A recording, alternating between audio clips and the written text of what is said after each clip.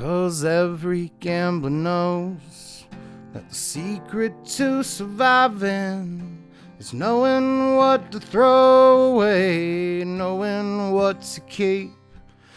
As every hand's a winner and every hand's a loser, and the best thing you can hope for is to die in your sleep. And when he finished talking, he turned back towards the window, pushed out his cigarette and faded off to sleep. And somewhere in the darkness, the gambler, he broke even. But in his final words, I found an ace that I could keep.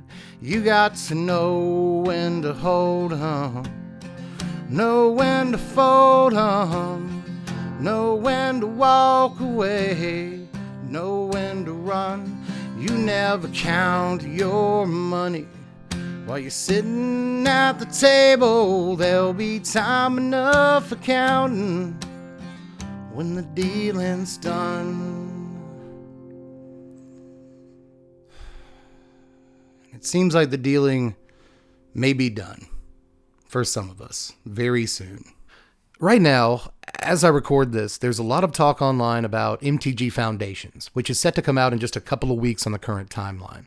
But in all that chatter, the two things that I hear most commonly, the two most persistent parts of the pre-release drumbeat are A, this set, quote, feels like Magic, unquote, which is a really nebulous thing to say, but it's also a statement I agree with and have said multiple times in pre-release season, along with a lot of other content creators and writers.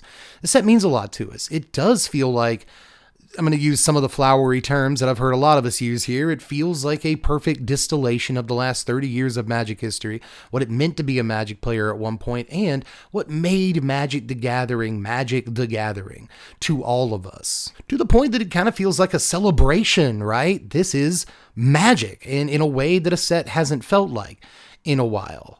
But on the other hand, another statement that I hear all the time online that I also think is true for what it's worth is that this set is nostalgic. Now, on its face, it doesn't look like these two different analyses are at odds. You know what I mean? Like, oh, it feels like Magic the Gathering and it's nostalgic. But when I really begin to think about what those two statements mean when put together, it kind of makes like a creeping sweat come up the back of my neck, because they shouldn't go together, but they do. And the only reason they do is because Magic the Gathering hasn't felt like Magic the Gathering in some time now. To the point where they release a set like Foundations, and suddenly you get a lot of people, again, myself included, I've said this preseason, say that the set reads like a love letter to Magic the Gathering. But over the last week or so, since they've made certain announcements, I'm beginning to feel like it's not necessarily a love letter to Magic so much as it is a goodbye letter to Magic the Gathering. But what am I on about here, and why is there such a somber mood to this video? Well, in case you're living under a rock and you haven't seen this yet, they announced it like a week and a half ago, so I imagine everyone in the Magic playing world has seen it by now. But just in case you somehow haven't, they announced at MagicCon in Vegas that half of the Magic products coming out in draft boosters from here on out, starting in 2025, are going to be Universes Beyond. So not only that, but we're going to get 6 total sets a year, meaning that we'll get 3 Magic sets, right? But then 3 Universes Beyond sets. I don't think this would have been such huge news to a lot of people. There'd have been some gripers on the internet and all that, but they didn't stop there. They also told us that from here on out, all these Universes Beyond sets that come in draft boosters and whatnot are going to be standard legal. And ever since then, the online outrage machine has, in some ways, justifiably fired up against this decision full scale. But that's kind of a machine that I never really want to be a part of myself. You know, I would rather wait a couple of days and think about how I actually feel about a decision and then give you a measured response rather than my knee-jerk reactionary take when I'm all mad and stuff and I don't even know what I'm talking about. So with that said, I like to take a couple of days whenever something this massive happens, and I gotta admit that this time it took me a few more days than it usually does. So, how did I feel? I guess we'll find out on the other side of the intro song. Toot, toot, toot, toot, toot, toot, toot. I'm still learning how to play it. But I'm your favorite Magic Channel's favorite Magic Channel. Best believe that the professor go bananas for my deck techs. I come correct like a porn star, slicing up all these other suckers with my sword. Marth is the last. A lot of people don't seem to understand that I'm saying Marth at the end of that. Anyway, that's the whole intro. Let's get to the video. And I'm your favorite Magic Channel's favorite Magic Channel. Best believe that the professor go bananas for my deck tech. And we're back. Now, I keep getting 2 comments with a lot of frequency ever since this big decision came down the pipe. And I haven't even done a video about the decision yet. This is the first time I'm even really talking about it. People just leave these comments on like random videos of mine that aren't about this at all. Like 10 random Magic cards rated, some preview video for Foundations. People will say one of these 2 things. Either this, I'm quitting Magic forever. Not me, Dev from the place, but like the person leaving the comment is quitting Magic forever because of this decision. And the second thing that I hear a lot of people say over here is Magic dead. Magic is dying. Magic is dead. This is finally the thing that's going to kill it. And I'm not sure that that second statement, the latter one, is true. I don't think I agree with that assessment. And honestly, I don't think that I agree with, I don't know if that's the right term. I think believe. I don't think I believe the people from the first comment, or at least not all of them is the way that I should put it. I think that a lot of you are very principled in what you believe and will walk away from Magic forever, and you'll never flip a card or shuffle a deck ever again. That's definitely going to happen with some percentage of Magic players after this. But maybe, those standard players, because I assume that the vast majority of people leaving that comment are standard players by and large. You are on a standard channel, so it would make sense. I also feel like you must be standard players because commander players who maybe you could form like a support group with about this, because they've been having to deal with that problem, Universes Beyond in their format of choice, for like the last few years now. And I gotta say, when that decision first came down the pipeline and we started getting Walking Dead and all kinds of weird stuff in Commander, I heard a lot of people from that format basically say like, I'm quitting Magic forever. And I'm sure that some of them did, but fast forward a few years later and Commander is still the most played paper format in Magic the Gathering, enjoyed by lots and lots of people in the community. And wouldn't you know it, Wizards of the Coast is still printing cards and Hasbro's selling them and they're doing fine. So forgive me if I hear some people say, I'm quitting Magic forever, and what I hear is that like 30% of the people who say that really are. Look, a better way of putting this, and probably the way that I should have put it from the very beginning, is that in Magic the Gathering, and take it from me, I've been playing on and off, that's going to be important, for 30 years of my life. 3/4 of my life I've been playing this game. And I've learned that in Magic the Gathering, it is never goodbye. It is always see you later. A couple of years ago, right after my heart attack, I did a video called Why You Quit Magic. And in that video, I talked a good bit about how, and I'm going to say it more pretentiously than I said it in that video, but your hobbies don't have to be enjoyed linearly, temporally, in a temporally linear way. You don't have to, I play Magic for 5 years and then I stop playing Magic forever. In that video, I used the example of Pokemon. When a new Pokemon game comes out for the Switch, like I'll play that Pokemon game. Do I, in between me playing Pokemon games, constantly think about Pokemon? I'm going to play some Pokemon now. Pokemon's cool. A lot of people do. I don't particularly do that. And I've got a lot of other hobbies in my life or things that I enjoy that I don't necessarily have to do every day of my life. I pick them up, I put them down, I come back to them when I'm ready or when I feel the call to do that thing again. Guitar is actually a very good example of that. Do I play guitar every day of my life? No. But do I have 2-year stretches where I play guitar every day of my life? Yeah, I do. And I look at Magic the Gathering in a similar way, just like any other hobby. My mom has cross-stitched for 60 years of her 73 years on planet Earth. And sometimes she cross-stitches, sometimes she doesn't cross-stitch, because again, your hobby doesn't have to be this thing that defines you and you do every single day of your life. If you quit Magic right now, who knows, 3, 5, 10 years from now, you might get to thinking, what's going on with Magic the Gathering? And don't feel like you have to, I don't know, because of some principle, I don't know how to say it. Out of what principle would you not be allowed to enjoy what was once your favorite activity? I think it's that a lot of people just won't allow themselves to enjoy it after this thing comes down the pipeline. I know it's silly to a lot of people, and SpongeBob, yuck, yuck, yuck, but like SpongeBob, first of all, is a secret layer. Secret layers aren't going to be playable in standard unless they reskin standard legal cards. That remains to be seen. We don't know what's in the SpongeBob thing, but again, it's not like it's a full SpongeBob set of which the entire thing is playable in standard. That's not how the SpongeBob set works. Just wanted to clear that up. It's a secret layer, but still, I understand. I really do.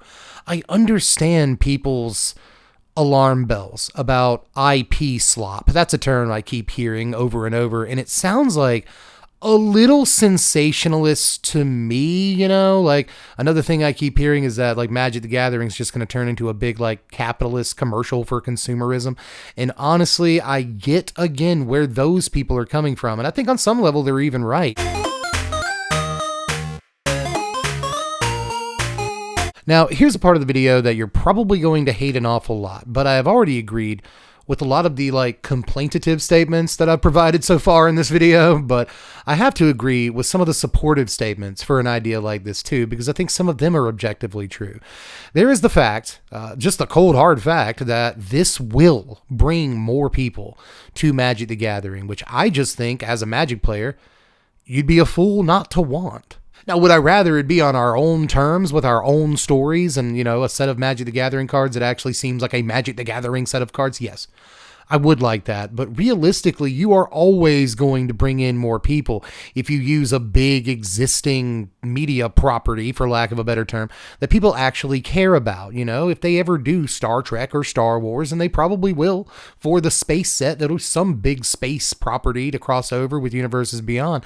And that will bring more people into Magic the Gathering. And I feel like in some ways, if you're opposed to that, it feels a little bit gatekeepy to me. I'm an old man. I've been playing Magic since I was a little baby guy. If there's a person who's entrenched in this game, it is me. There's not a whole lot of people more entrenched than I at this point in their lives. If you want to look at a guy who has made Magic the Gathering in a lot of ways part of his personality, it's this dude right here. And I don't see any problem with new people being brought in this way. I think it's a good thing. And if we get those people to actually like become Magic players, whether it's on the arena or they find, they go to their LGS and start playing Commander, whatever it is, very soon they'll have sets like the Return to Tarkir, the Return to Lorwyn, to get them entrenched and introduced to actual Magic the Gathering sets. Right now, it's kind of interesting that we're going to get all this Universes Beyond stuff, hopefully bring in new players, and they will have Magic the Gathering Foundations as literally the foundation of Magic the Gathering. It's good that a lot of us feel like that's what that set is and what it represents, because it will provide a good foundation for tons of new players who come in because of this Universes Beyond product. And a thing like Magic Foundations can really show off what Magic is. And for that matter, if someone does decide to join Standard because of the Final Fantasy set or the Spider-Man set or whatever it is, they'll be walking into a Standard that not only includes Foundations, but it includes Phyrexia All Will Be One and March of the Machine, the conclusion of a Magic story with some of the most iconic Magic characters of all time. Same thing with the Brothers War. We went and took a look back at, again, some of the most iconic, not only characters, but like the most iconic story in the history of Magic. And these people will be entering a Standard that includes those sets. So if anything, if they want to learn more about Magic history, they very easily can, because we have a bunch of sets in Standard right now, and even more when Foundations actually hits the streets, that represent Magic very well to a new player, or at least teaches a new player what Magic is, who these people are, what this story is, and the fact that there's a wider world here than just playing some cards. And I think that's a good thing too, but is it worth turning our game into Super Smash Brothers? Probably not. I'm pretty conflicted on that. It's not even Smash Brothers. It's more like Mugen. Have you guys ever heard of Mugen? It's a fighting game where you can play more or less any character from any media property you can think of, and if they're not already in the game somehow, you just make them and put them in the game. So you end up with stuff like Peter Griffin versus Princess Guinevere and the Jewel Riders, and all this IP you've never heard of or haven't heard of in 30 years. Strawberry Shortcake versus Hagar from Final Fight. It's like, that's the kind of game that I fear Magic the Gathering could end up being just a couple of years from now. And it is I think, a legitimate fear. I've heard a couple of people online basically saying, get over it or whatever. And the worst version of that is I've heard a lot of people say on Twitter some version of like, I can't wait till this happens so I can drink the tears of the people who are bothered by this decision. And it's like, you're being a jerk, like let no one be a jerk to someone else. If you find out that someone came into Magic the Gathering with the Spider-Man set, maybe don't be a little butthole to them. Maybe be a nice person. Be like, that means we play Magic. We're both Magic players. We have that in common. Let's go play some Magic. And on the other hand, if you find out that, someone hates this decision, maybe don't, when they say they're quitting Magic, be like, well, I'll dance on your grave. Your Magic playing grave then. I just feel like both things are really jerky responses, and we need to do better at actually understanding each other here. Empathy is always what's missing. But look, let me tell you a couple of stories, but I think this one is kind of important to the point I was trying to make just then. I recently went to the dentist because I had a tooth abscess, and it turned out they say that to completely fix my whole mouth, it's going to cost like $14,000. I don't have $14, so it's not going to happen.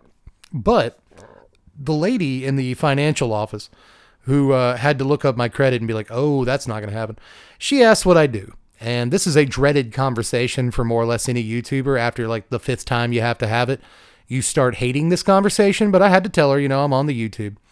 And she said, what do you do? And I said, I talk about a collectible card game that I've been playing since I was 11 called Magic the Gathering. And I braced myself for it, and it happened. She said, after a moment of consideration, I've never heard of that. And that's something that I hear an awful lot when I tell people what I do. In a way, Magic feels like a well-kept secret for a lot of us, but it shouldn't, right? Magic should be a game that the whole world knows about, because it is, in some ways, in a lot of ways, the best mechanical set of rules ever devised for a game. It really is. I think that there is an actual argument this is the best game of all time.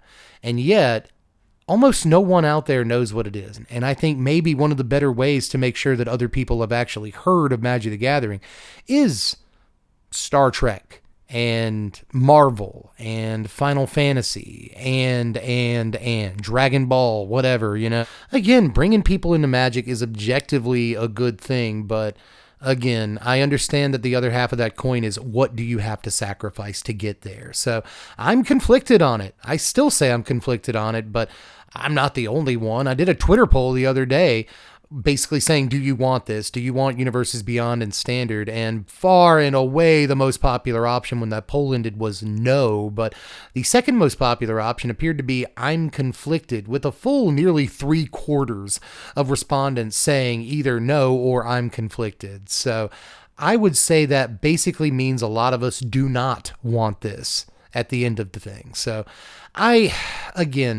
have a lot of thoughts on it. And I wouldn't have developed some of these thoughts if I hadn't given myself a little extra time to think about it. So with that in mind, if you have the principles that, make you want to quit Magic the Gathering over a thing like this, then my take is, by all means, go for it.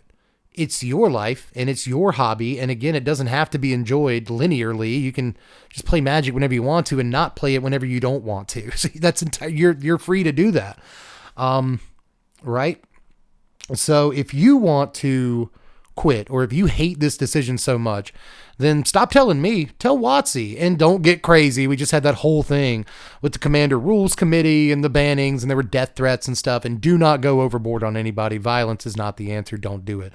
But if you can just voice your complaints, if to WotC, then I still think there is some tiny, minuscule, but still glimmer of hope chance that in the next 6 months, they reverse this decision. But I have to really hammer home here that I would not count on it, right? This seems like the kind of thing you do because you promise the people that you're working with, the other IPs and companies that you've worked with for these sets, that you're going to sell some packs, baby. And maybe one of the better ways to do that is to make sure that the set is legal in Standard. You'll sell the most packs possible if you do that. So that would be a pretty difficult agreement to go back on for Wizards of the Coast, I think.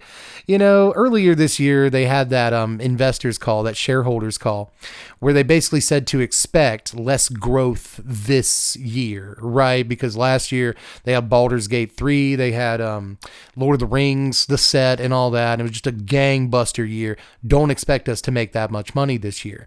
My thought is that they never want to have that shareholder call ever again. So they've decided, you know what? 3 universes beyond per year, they get standard legal, so we'll sell packs. And as cynical as I've just made that sound, I think that might be a big part of what's going on here, and it's not the kind of decision that I think Wizards is going to be too hasty to go back on, despite how much outcry they actually get. Especially considering, companies have this thing called churn, right? It's basically turnover, but turnover happens in the office with employees. Churn tends to happen with customers, right? Oh, we made this whole group of customers mad, but we're going to bring in this whole new group of customers.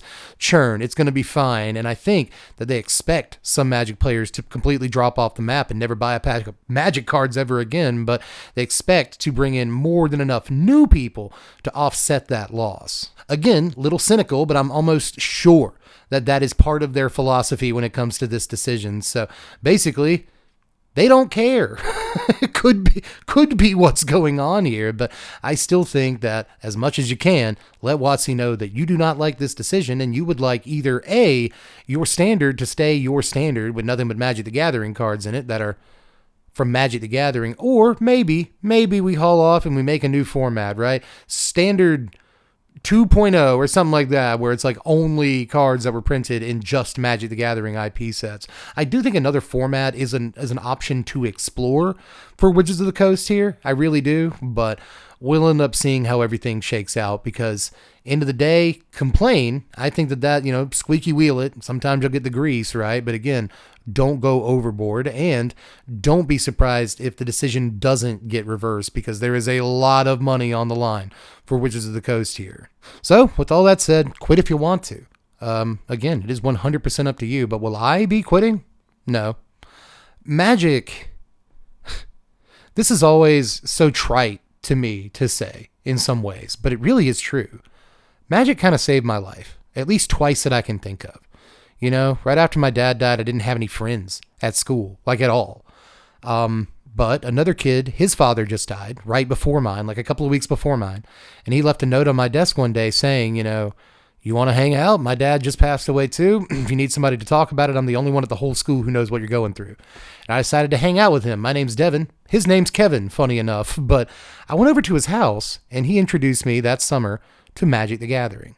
And my life changed completely. And I met a lot of people, not just him and his friends, but a lot of other Magic players, some at my, new school that I went to in the 7th grade. And it just became a very important way to spend my time. Some guys that I was in, youth group at the church I went to at the time, I would stay at their house all the time. I introduced them to Magic the Gathering. We'd play every single weekend. I started going to summer, Sunday tournaments and meeting all of these new people and becoming gregarious and socially adept at a time when I felt like shrinking into myself and ceasing to exist. Magic did a lot to me. And later on in life, Magic saved my life again, because you guys might not know this, but right before the channel popped off, I was working at a restaurant for $2.30 an hour. We were slow. My tips were dog water. I was barely making any money. There were multiple times where I went up to the grocery store, the Kroger up here, wearing cargo pants so that I could steal like ground beef from the deli section so I could eat, or from the, the meat section so that Brittany and I could eat. I have been destitute, to the point where I was almost certain that I would be evicted, like living on the street, multiple times before this channel really popped off. And the channel becoming successful is, it changed my life entirely. I still end every month in debt, because my credit is still destroyed. Not only from back then, but from right after I had the heart attack. We spent a lot of money on credit. It was a terrible decision. But still, we decided we wanted to live a little bit while I was still alive.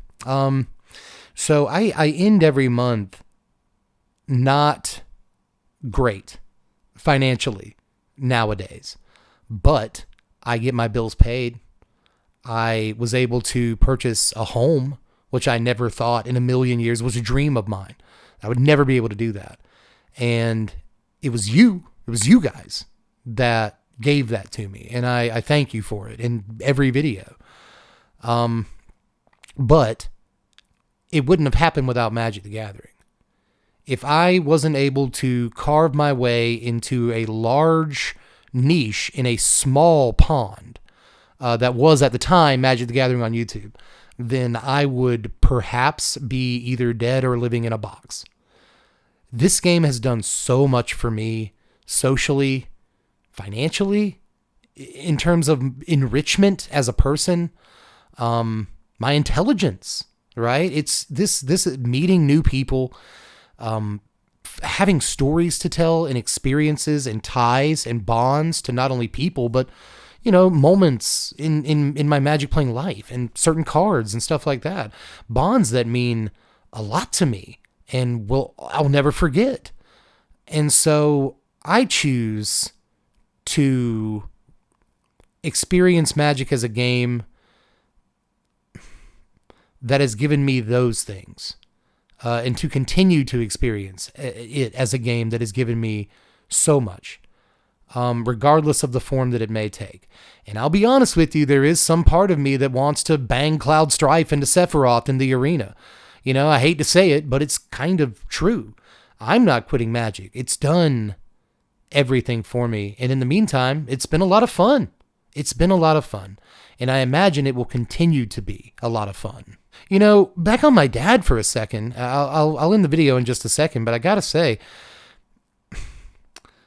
when my dad was still around, our number one thing to do together was play Final Fantasy. I found a copy of Final Fantasy 1 in a drawer that was supposed to go to my cousin Jason when I was 4 years old. Could barely read, could barely understand anything.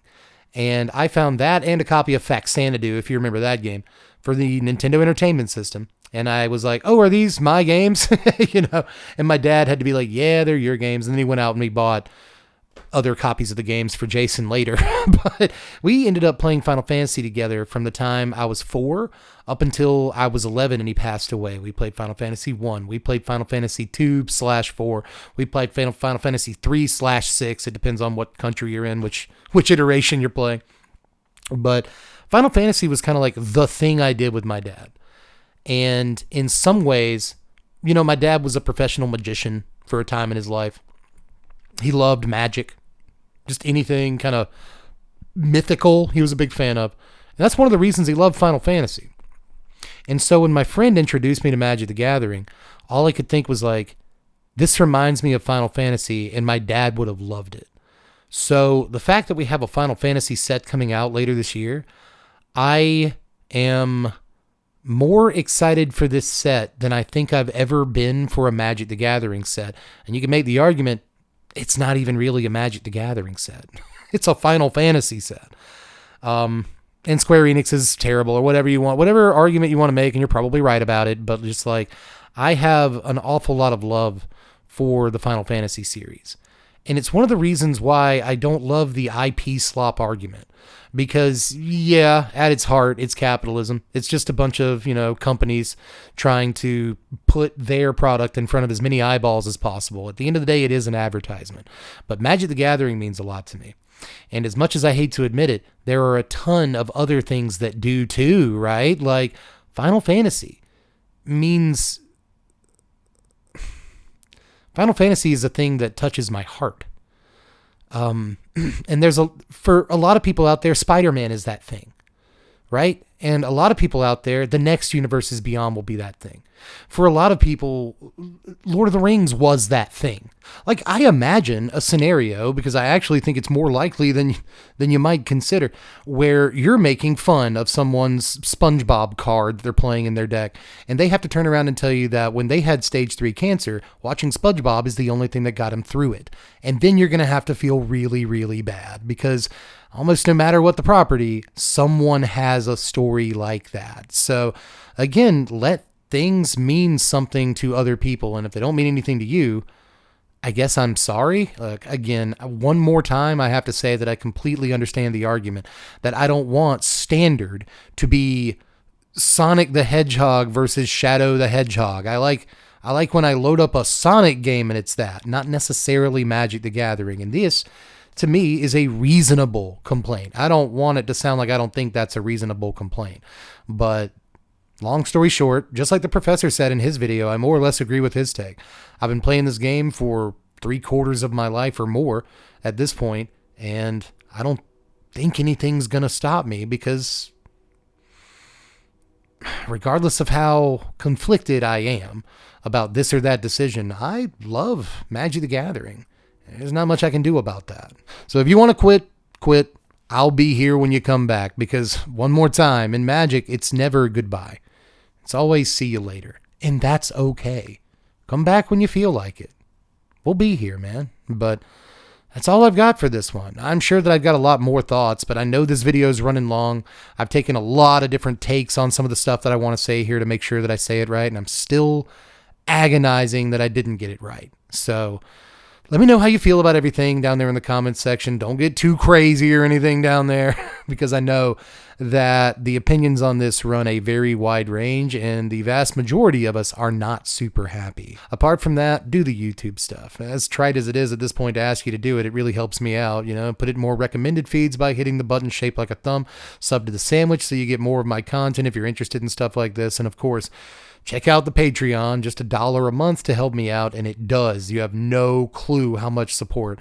Just $1. If everybody watching this channel, if this video right here gave $1 a month, then we would be able to do the wildest stuff. We would have our own, shuffle up and play or something. We would be able to do the craziest stuff with this channel if y'all would give $1. But if you can't, I completely understand why. I'm just glad that you're here. Thank you very much. But if you plan on never watching another video after the Universes Beyond start coming out, then I'll miss you, but I'll see you when I see you. I'll just put it that way. But in any case, I'm Deb from the Place, and I will continue to be Deb from the Place. The Place ain't going nowhere. Thanks for watching, Wizards. As always, spread love and be kind.